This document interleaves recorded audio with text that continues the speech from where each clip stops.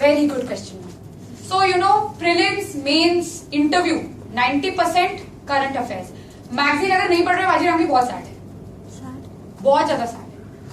Newspaper everyday पढ़ना है. Newspaper magazine का सब्स्टिट्यूट नहीं है, वो एक सप्लीमेंट्री सोर्स है, क्योंकि काफी बार न्यूज़पेपर ही सब कुछ कवर नहीं करता, तो जो बच जाता है वो मैगजीन में होता है.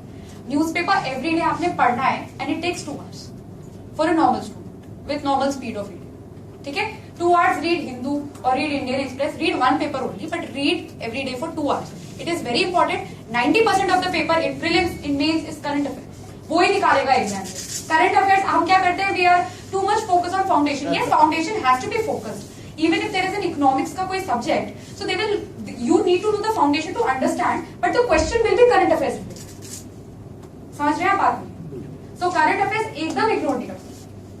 और अगर कोई बैकलॉग आपने बना लिया है कि यार 2 महीने की मैगजीन मैंने नहीं पढ़ी, तो आप 2 दिन निकालिए और पढ़िए मैगजीन. और ऐसा नहीं है हमें मैगजीन से नोट्स बनाते हैं कि हम लिखने ही बैठ गए मैगजीन से, पूरी मैगजीन आप दोबारा कॉपी कर दोगे.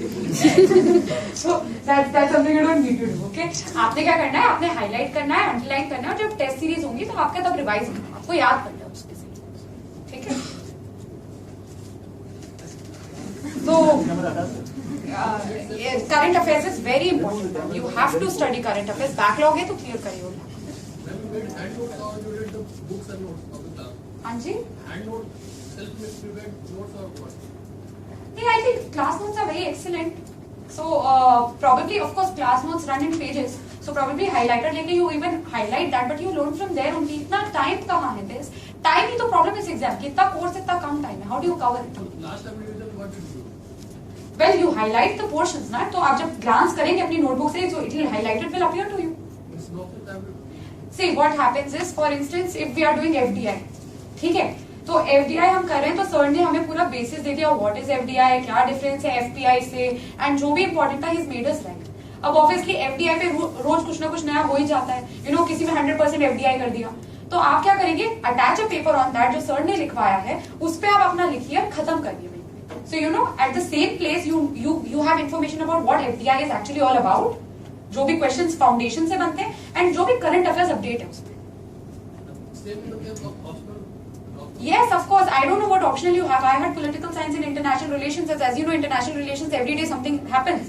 So that's what we had to do. India Pakistan में new development क्या है? तो हम वहाँ that is what I used to do.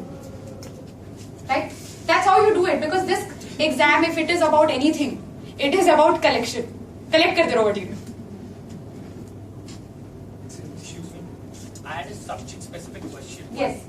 What material did you refer for ecology and culture? Okay. Environment and ecology is a very very important subject, ignored by most.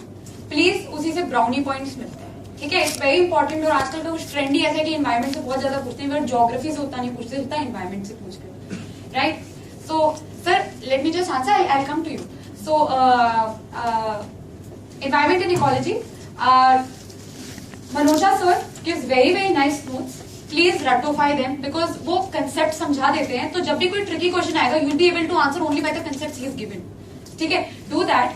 Plus जितने भी उनके handouts हैं, they have to be done very very very very religiously.